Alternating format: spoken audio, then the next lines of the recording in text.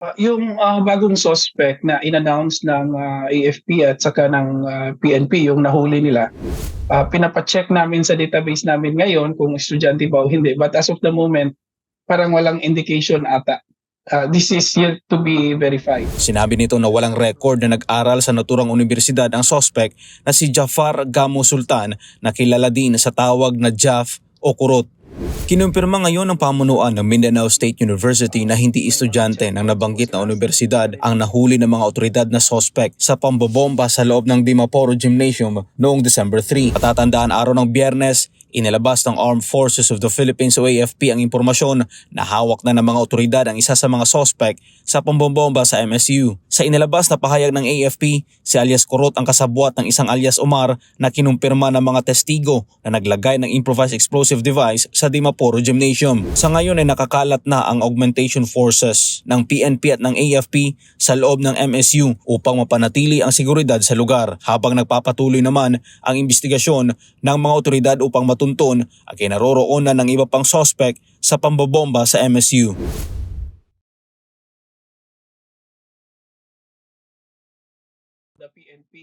Kinumpirma ngayon ng pamunuan ng Mindanao State University na hindi estudyante ng nabanggit na universidad ang nahuli ng mga otoridad na suspect sa pambobomba sa loob ng Dimaporo Gymnasium noong December 3. Sa panayam ng SMNI News kay Atty. Shidik Abantas, tagapagsalita ng MSU, sinabi nito na walang record na nag-aral sa naturang universidad ang suspect na si Jafar Gamo Sultan na kilala din sa tawag na Jaf o Kurot.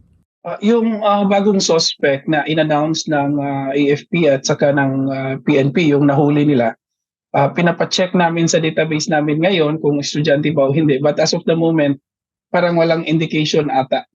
This is yet to be verified. Matatandaan araw ng Biyernes, inilabas ng Armed Forces of the Philippines o AFP ang impormasyon na hawak na ng mga otoridad ang isa sa mga suspect sa pambobomba sa MSU. Sa inilabas na pahayag ng AFP, si alias Kurot ang kasabwat ng isang alias Omar na kinumpirma ng mga testigo na naglagay ng improvised explosive device sa Dimaporo Gymnasium. Samantala, inahayag ni Atty. Abantas na balik na sa normal ang sitwasyon ng MSU matapos na i-clear ng security forces ang universidad. Yung universidad po natin is since Tuesday po ay back to operations.